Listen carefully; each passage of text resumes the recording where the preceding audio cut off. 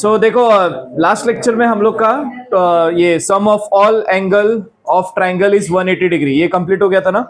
अभी हम लोग को क्या करना है, अभी हम लोग को यहाँ पर कुछ फिगर दिए हैं और उन फिगर में देख के प्रूफ करना है कि क्या ये दोनों line, let's take example m और n, क्या ये आपको पैरेलल दिखाई दे रही कि नहीं। तो देखने पर तो लग रहा है कि पैरेलल दिखाई दे रही है, बट ये आधी पिक्चर है, पूरी पिक्चर अभी बाकी है। लेट्स टेक एग्जांपल, यहाँ पर x की वैल्यू कुछ दी है और y की वैल्यू भी कुछ दे दी है। हमें क्या करना है, इन दोनों वैल्यूज को कंसिडर करके ये बताना है कि क्या m और n क्या होंगे 180 डिग्री, या फिर कंसिडर कर लो 180 डिग्री बताने से पहले ये बता देते हैं कि भाई यहाँ पर m और n पैरेलल होंगे कि नहीं होंगे, ये आपको पूछा है। ठीक है, तो सबसे पहले हम लोग क्या करेंगे, फर्स्ट ऑफ ऑल हम लोग इन दोनों एंगल को प्लस करेंगे। क्यों? क्योंकि मुझे ये दिखने में कैसे दिख रहा है, इंटीरियर एंगल दिख रहा है, दिखने में लग रहा है कि नहीं, वो बात की बात है। तो यहां पर मैं x और y को प्लस कर देता हूं। मुझे x की वैल्यू दी है कितना, 71, y इज हाउ मच, 108। अगर हम इन दोनों को ऐड करते हैं तो आंसर आता है 179। लेकिन हमने अभी तक 2.1 में क्या सीखा था कि जब भी इंटीरियर एंगल की जोड़ी होती है तो वो कितनी होती है, 180 डिग्री होती है। बट यहां पर जब हमने प्लस किया तो क्या देखा कि यहां पर ये 180 डिग्री नहीं हो रहा है, और क्योंकि ये 180 डिग्री नहीं हो रहा है, it means they are not a interior angle, and since they are not a interior angle it means this two lines are not parallel. समझ में आया सबको? ठीक है, तो अभी हम लोग इसको वर्ड्स में लिखते हैं। ओके, तो यहां पर हम लोग क्या लिखेंगे, sum of x and y is not equal to 180 degree.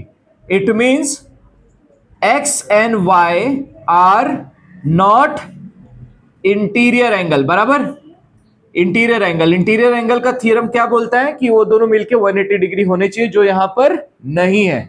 Okay, फिर उसके बाद therefore हम लोग क्या लिखेंगे, line m is not parallel to line L। Understood everyone? ये समझ में आया सबको? Everyone come to the question number 3। यहां पर बोल रहा है A is congruent to B and also X is congruent to Y, then prove that line L is parallel to line N। Okay, तो फर्स्ट ऑफ ऑल हम लोग यहां पर जो गिवन है ना वो सब लिखते हैं। गिवन में क्या है, गिवन में है A is congruent to B, correct. Second one X is congruent to Y। Okay, आपको प्रूफ क्या करना है, आपको प्रूफ करना है, that is to proof that is line N is parallel to line, you can say N। L और N देखो यहां पर दोनों अलग अलग जगह पे है, तो ये एक दूसरे के पैरेलल है, आप ये प्रूफ करके दिखाओ। तो हम लोग जरा इसको लिखते हैं। ठीक है, हम लोग प्रूफ स्टार्ट करते हैं। कैसे करेंगे, गिवन को ही कंसिडर करेंगे। गिवन में A और B एक दूसरे के कॉन्ग्रुएंट दिखाई दे रहे हैं। क्यों कॉन्ग्रुएंट दिखाई दे रहे हैं? क्योंकि ये लोग हैं करेस्पॉन्डिंग एंगल। बराबर, करेस्पॉन्डिंग एंगल, और क्योंकि ये दोनों करेस्पॉन्डिंग एंगल लग रहे हैं तो मैं लिख सकता हूं क्या, that is line L is parallel to line M। समझ में आया? करेस्पॉन्डिंग एंगल कब बनते हैं, जब दो लाइन पैरेलल होती है। ठीक है, नाउ मूविंग अहेड हम लोग इसको 1 कंसिडर करते हैं। आगे बढ़ते हैं। यहां पर आपको दिख रहा है angle x is congruent to angle y। Okay, angle x is congruent to angle y। तो x और y एक दूसरे के कॉन्ग्रुएंट क्यों लग रहे हैं, बताओ जरा। ये अल्टरनेट एंगल लग रहे हैं। ठीक है, हम लोग इसे क्या लिख सकते हैं, इंटीरियर अल्टरनेट एंगल। ओके, तो x और y एक दूसरे के कॉन्ग्रुएंट क्यों है, इंटीरियर अल्टरनेट एंगल लग रहे हैं। तो indirectly we can write that line M is parallel to line N। Okay, तो पहले से हम लोग को क्या पता चला, पहले वाले से हम लोग को पता चला कि L और M कॉन्ग्रुएंट है, क्योंकि A और B यहां पर, सॉरी L और M पैरेलल है क्योंकि यहां पर A और B कॉन्ग्रुएंट था। सेकेंड वाले में हमें दिख रहा था कि X और Y कॉन्ग्रुएंट है, दिखने में लोग लग रहे थे interior alternate angle, therefore M and N ये दोनों पैरेलल हो गए। तो जब L पैरेलल है M के, M पैरेलल है N के, तो हम लोग क्या लिख सकते हैं, यहां पर हम लोग ऐसा लिख सकते हैं, from 1 and 2, from 1 and 2 line N। समझ में आया? अंडरस्टूड? लिख लो इसे। Okay fine. क्वेश्चन नंबर 4, यहां पर आपको क्या फाइंड करना है, इस फिगर में आपको फाइंड करना है एबीसी। अब देखो एबीसी फाइंड करने के लिए ना यहां पर हमें कंस्ट्रक्शन करना पड़ेगा। कंस्ट्रक्शन मतलब ये जो सी पॉइंट दिख रहा है आपको, सी पॉइंट से एक ऐसी लाइन पास करनी पड़ेगी जो क्या डीई के पैरेलल हो। समझ में आया? तो मैं सी से एक लाइन पास कर रहा हूं जो डीई के पैरेलल है, और लेट्स से एक एग्जांपल में उसका नाम लिख देता हूं, क्या यहां पर एक्स और वाई लिख देता हूं। अब ऐसा मैंने क्यों किया, जब मैं इसको सिंप्लीफाई करने लग जाऊंगा ना तब आपको क्लिक हो जाएगा। अब मुझे ये बताओ, क्योंकि यहां पर एक्स और वाई पैरेलल है तो मैं ऐसा लिख सकता हूं क्या, that angle C D E is congruent to angle D C X. बताइए, सी डी ई मतलब ये वाला angle is congruent to D C X, मतलब ये वाला पूरा एंगल कॉन्ग्रुएंट है। यहां पर मैं रीजन क्या लिखूंगा, इंटीरियर अल्टरनेट एंगल। समझ में आया? Interior alternate angle.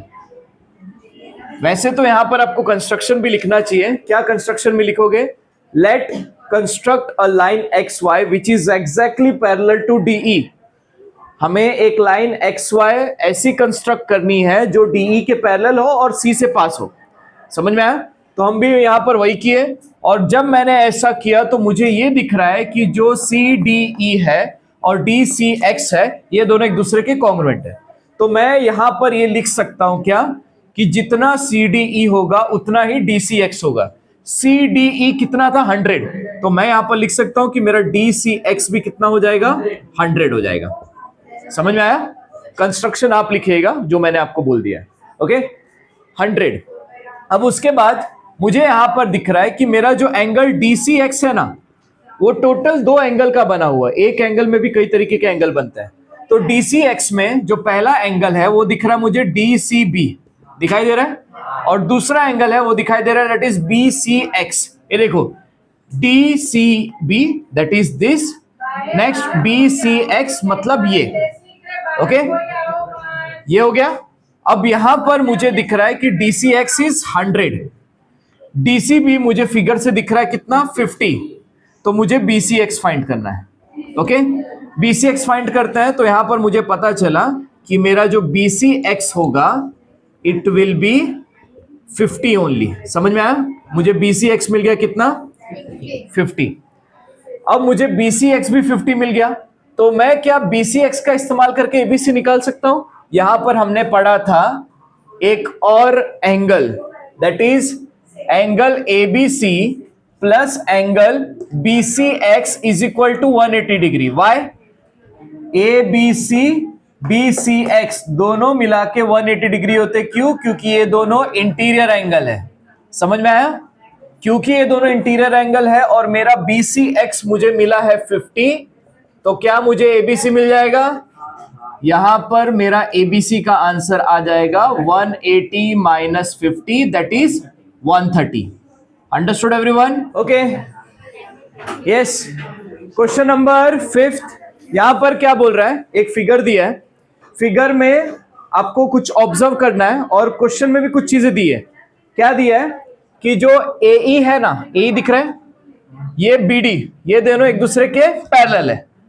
इसी तरीके से एक और चीज दी है कि क्या AF जो है और BC एक दूसरे के क्या है, सॉरी AF EAB का बाइसेक्टर है, BC ABD का बाइसेक्टर है। तो यहां पर ये एक्चुअल में EAB ना एक एंगल है। समझ में आ रहा है?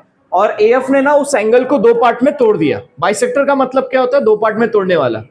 तो AF ने EAB को 2 पार्ट में तोड़ा। सिमिलरली जो BC है उसने ABD को भी 2 पार्ट में तोड़ दिया, और उसका लोग ने नाम भी रख दिया है XX और YY। ठीक है, हमें क्या प्रूफ करना है, हमें प्रूफ करना है कि ये जो AF दिख रहा है, BC दिख रहा है, ये दोनों एक दूसरे के पैरेलल है। तो कैसे स्टार्ट करेंगे, गिवन से स्टार्ट करेंगे। जरा ध्यान देना, बहुत इजी है। तो यहां पर गिवन से स्टार्ट करेंगे। गिवन का मैं as it is copy paste कर रहा हूं। देखो, ray AE is parallel to ray BD, बराबर। AE और BD एक दूसरे के पैरेलल है। दूसरी चीज, अब यहां पर मैं क्या ऐसा लिख सकता हूं, angle EAB is congruent to या फिर इक्वल टू एंगल ABD। ऐसा लिख सकता हूं क्या कि ये वाला जो एंगल है वो ये वाले एंगल के बराबर है। क्यों? क्योंकि ये दोनों अल्टरनेट एंगल की कैटेगरी में आते हैं। ठीक है, अब मैं क्या करूंगा यहां पर, इन दोनों में ना मैं हाफ से मल्टीप्लाई कर दूंगा, multiplying both side by half. ये क्यों किया वो भी आपको पता चलेगा। ये देखो, half of E A B is equal to half of A B D, ये हो गया। अब मैं देखता हूं यहां पर ई ए बी का हाफ कौन है, तो ई ए बी के जो दो हाफ है, एक तो ई ए एफ है और दूसरा क्या है, एफ ए बी। मैं लिखता हूं यहां पर एफ ए बी को, ठीक है। ए बी डी के दो हाफ है, A B C and C B D. मैं यहां पर लिखता हूं क्या, यहां पर मैं लिखता हूं ए बी सी। तो इनडायरेक्टली इस फिगर से मुझे ये दिख रहा है कि एफ ए बी, ये देखो ध्यान से, एफ ए बी दिख रहा है, ए बी सी दिख रहा है। देखो एफ ए बी और ए बी सी यहां पर हमने क्या पता कर लिया, कॉन्ग्रुएंट है, जैसे मैंने हाफ से मल्टीप्लाई किया। और जब ये दोनों कॉन्ग्रुएंट होंगे तो ये तब कॉन्ग्रुएंट होंगे जब ये दोनों लाइन पैरेलल होगी तब। ये देखो दिख रहा है, एफ ए बी दिख रहा है आपको, ए बी सी दिख रहा है आपको। तो यहां पर F A B is equal to A B C, ये कब पॉसिबल है, जब ये एफ ए और बी सी पैरेलल हो, ठीक है। तो मैं डायरेक्टली यहां पर क्या लिख दूंगा, therefore ray F A is parallel to ray B C. कौन सा वाला टेस्ट, ये वाला होगा alternate angle test, alternate angle test. अब क्वेश्चन नंबर 6 पे आ जाइए। आपको ये फिगर दिया रहेगा टेक्स्ट बुक में और कुछ चीजें दी हैं, जैसे कि यहां पर बोला है P R is parallel to Q S. Okay, P R is parallel to Q S. एक और चीज बोला है, सो जो पी आर है वो बी पी क्यू को दो पार्ट में तोड़ रहा है। इसी तरीके से जो एस क्यू है वो पी क्यू सी को दो पार्ट में तोड़ रहा है, ऐसा बोला है, ठीक है। अब यहां पर हम लोग क्या करेंगे, यहां पर हम लोग को कुछ भी करके प्रूफ करना है कि ए बी और सी डी क्या है, पैरेलल है। ए बी आपको दिख रहा है, सी डी दिख रहा है आपको।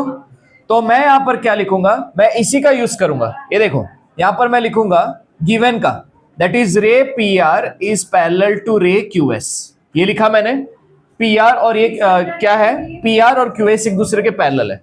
तो मैं ऐसा लिख सकता हूं, ओके, कि ये दोनों एंगल क्या होंगे, कॉन्ग्रुएंट होंगे, बराबर। तो मैं यहां पर क्या लिख रहा हूं, यहां पर मैं लिख रहा हूं that is R P Q is congruent to that is P Q S. ये समझ में आया सबको, R P Q is congruent to P Q S, understood. अब मैं यहां पर क्या करूंगा, मैं कॉन्ग्रुएंट का साइन हटा के यहां पर देखो मैं लिख रहा हूं that is a alternate angle. Reason क्या होगा इसका, अल्टरनेट एंगल। अब देखो पिछले वाले क्वेश्चन में हमने क्या किया था, हाफ ऑफ से मल्टीप्लाई किया था ना, यहां पर मैं किससे मल्टीप्लाई करूंगा, 2 से। देखो मल्टीप्लाइंग बोथ साइड बाय 2। अब ऐसा करने से क्या हो जाएगा, समझना जरा। तो देखो 2 are P Q and 2 P Q S, ये दोनों एक दूसरे के कॉन्ग्रुएंट हो जाएंगे। अब मुझे बताओ ये जो 2 आर पी क्यू है, आर पी क्यू ये सिंगल है, 2 आर पी क्यू मालूम है किसके बराबर होगा, ये पूरे के बराबर होगा। देखो ये आर पी क्यू एक है, अगर मैं RPQ को मल्टीप्लाई कर दूं 2 से तो इसका डबल क्या हो जाएगा, BPQ हो जाएगा। समझ में आया, क्यों, क्योंकि यहां पर ये जो PR है ना, इसने क्या किया है, इसने BPR और RPQ को 2 इक्वल पार्ट में तोड़ा था। समझ में आया। तो अगर ये RPQ है तो इसका डबल क्या होगा मालूम है, RPQ का डबल होगा that is BPQ, angle BPQ। उसी तरीके से QS ने यहां पर PQC को 2 पार्ट में तोड़ा था। तो यहां पर अगर PQS है एंगल, तो एंगल PQS का डबल कौन है, PQC, अंडरस्टूड। यहां पर क्वेश्चन में मेंशन किया है कि जो PR है बाइसेक्टर BPQ का, और यू कैन से QS है बाइसेक्टर किसका, दैट इज PQC का। तो यही चीज मैं यहां पर लिखूंगा कि जो 2 RPQ है, 2 RPQ is equal to how much, BPQ। इसी तरीके से 2 PQS is equal to PQC, okay, PQC। समझ में आया। और यहां पर मैं लिखूंगा गिवन। गिवन क्यों लिख रहा हूं, क्योंकि गिवन में ही बोला है कि जो PR है और QS है, इन्होंने क्या किया है, बाइसेक्ट किया है। ये हो गया। अब यहां पर ये होने के बाद ये तो लिख लिया। अब मैं डायरेक्टली यहां पर क्या लिख सकता हूं, यहां पर लिख सकता हूं क्योंकि BPQ is congruent to PQC। तो ये देखो ये एंगल बन रहे ना, ये कौन सा एंगल है, अल्टरनेट एंगल। तो मैं डायरेक्टली लिख सकता हूं क्या, that is line AB is parallel to line CD। और कौन सा test, alternate angle test, alternate angle test.